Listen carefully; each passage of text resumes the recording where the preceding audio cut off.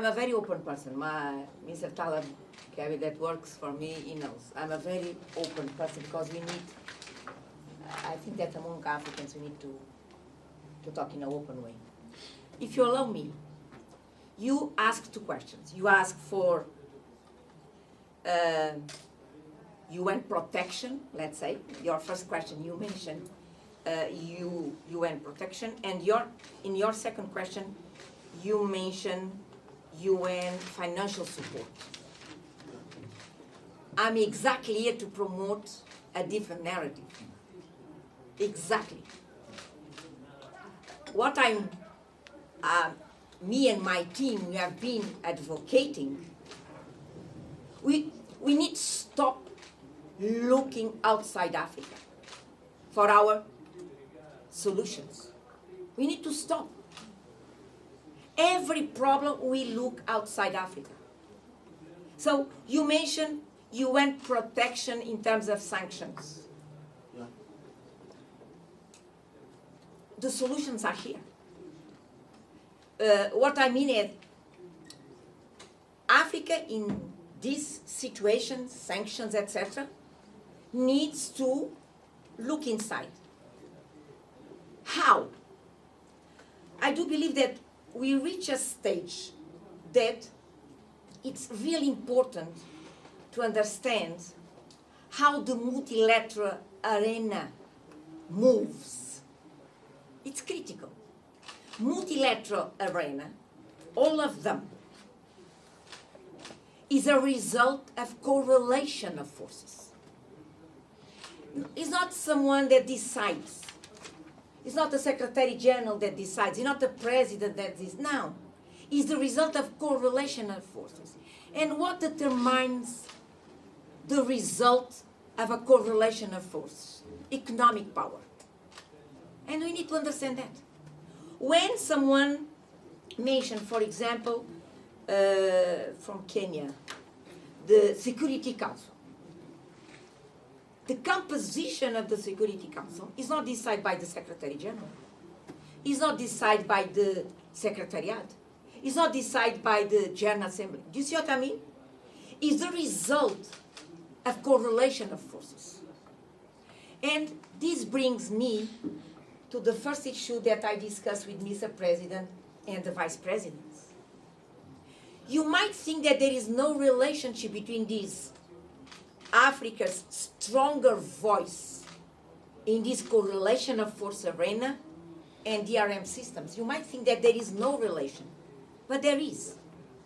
If we want to build in a persistent and consistent way a stronger voice in the global arena, when Africa claims legitimacy, its role as global player, we cannot be a continent that loses $300 billion.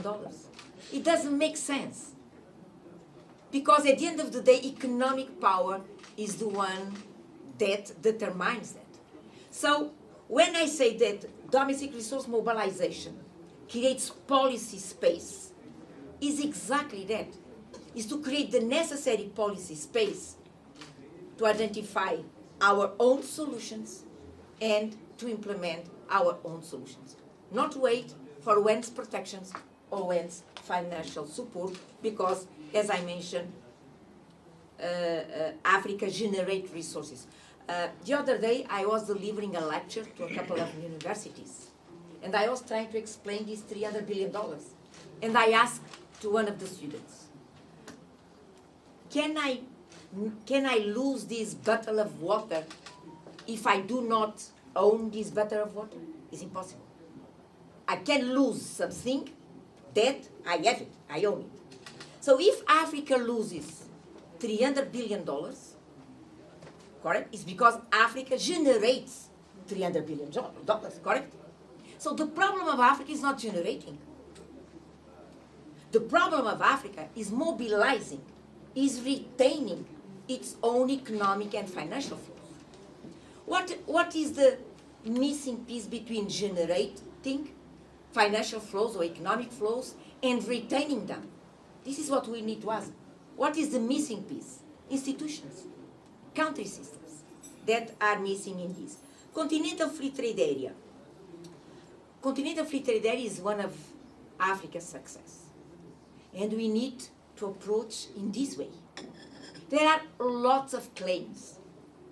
He goes slow, he has not delivered what. Now, if we look for similar processes of creating a single market in other regions of the planet, they took 30 years, 45 years. Why the expectation towards Africa is to do it in less than 10 years? Explain me.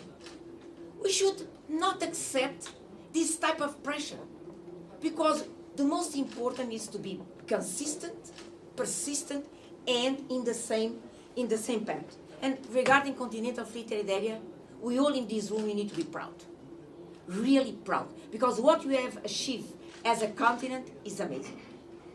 The time that we use to achieve what you achieve is amazing. No other region in the world has done so. So we need to approach regarding research. Continental Free Trade Area has a quite dynamic secretariat based in Ghana, and they are doing an outstanding job. They have a quite highly qualified technical team that are not only studying on a permanent basis, but also leading the process. This is the reason that the Continental Free Trade Area now is about to close 2 more important agreements. One is in intellectual property rights, it's crucial, and the other is in digital economy. So we are moving. We are definitely moving. Regarding the suggestions, we need to understand how we lose this money. What are the rules? And I will tell you the breakdown. Let me start for the first one. Africa loses $70 billion in efficient public spending. $88 billion in illicit financial flows. $46 billion in inefficient exemption tax systems. And Africa has $1.3 trillion in pension funds that are applied outside Africa. And this is the finance paradox. We are rich in financial resources, but begging for debt relief. How to address this? Today there are all technical solutions to address these problems. So the problem is not a deficit of technical solutions. I will tell you, to address the inefficient public spending, a basic step is the complete digitization of budget preparation, budget execution, budget monitoring, and budget evaluation. This is something that needs to be pushed. And once you get control of your budget flows, you start enjoying higher levels of liquidity and solvability, and you can move, for example, start building strong regulatory frameworks so you can attract private investment to your energy sector and address the energy paradox, the energy access. So there are technical solutions. African countries are moving forward. It's amazing. The amount of African countries that are embracing e-governance, that are embracing the digitization of budget management. We are moving forward. Maybe we need to move faster. Take account of the size of the challenge. Thank you, Mr. President. Thank you very much. I thought the UN is today, they're answering everything. Anyway, it is true, as you recorded during our plenary session, and that was during the presentation of the budget, 2024 budget by the chair of the Finance Committee. It is true. And like she says, we are like the UN, also like ASF. We are open because we speak for the people. The financial situation for the Pan-African Parliament for 2023 is in a dire state. Dire would even be a more diplomatic way to use dire. I think we are really paralyzed. Paralysis is a better way. Because the budget for 2023 this year was drawn up and concluded in 2022 by May. So the budget cycle of the AU is such that by May, the budget proposals are for the organs, they are closed, it's done.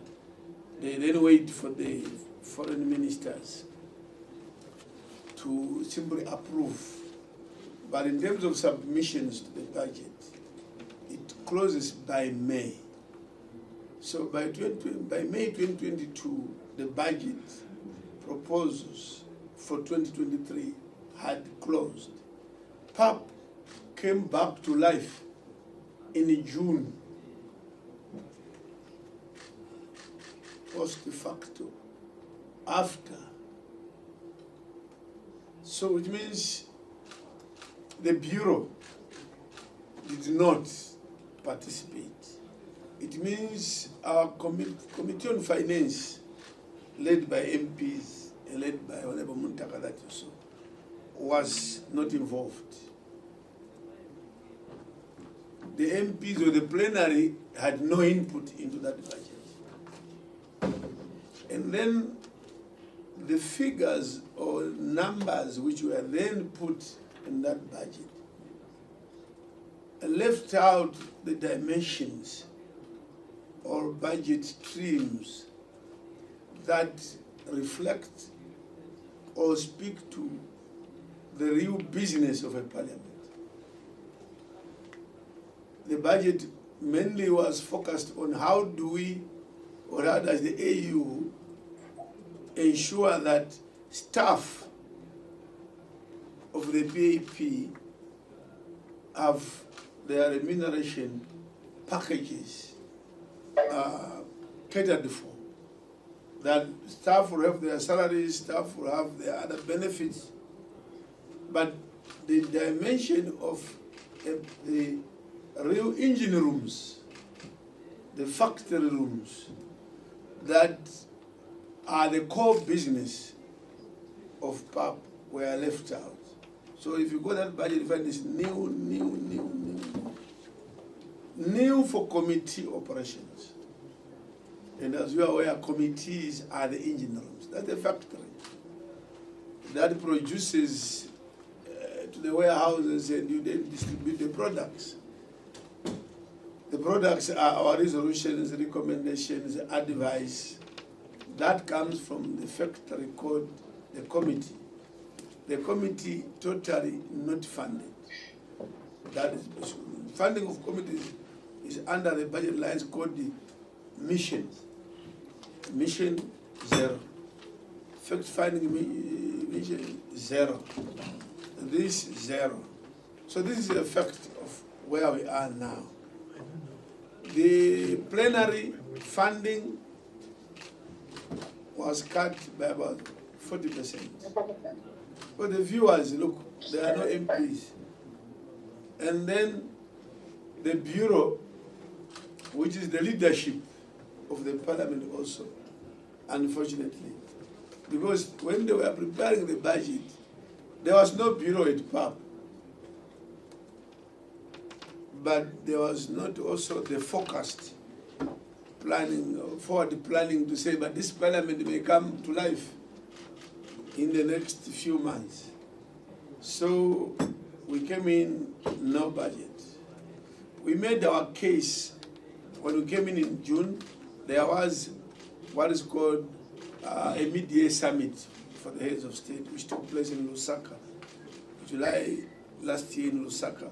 we were less than 1 month in office. We went to Lusaka, and we did put across the predicament with regard to the budget for the new bureau and the committees.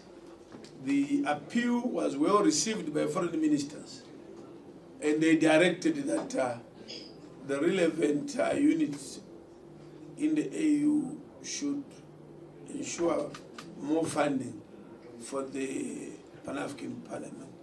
Unfortunately, it did not turn out to be like that. That's why we are in this situation. So we are here to look for sources of funds, including the AU itself.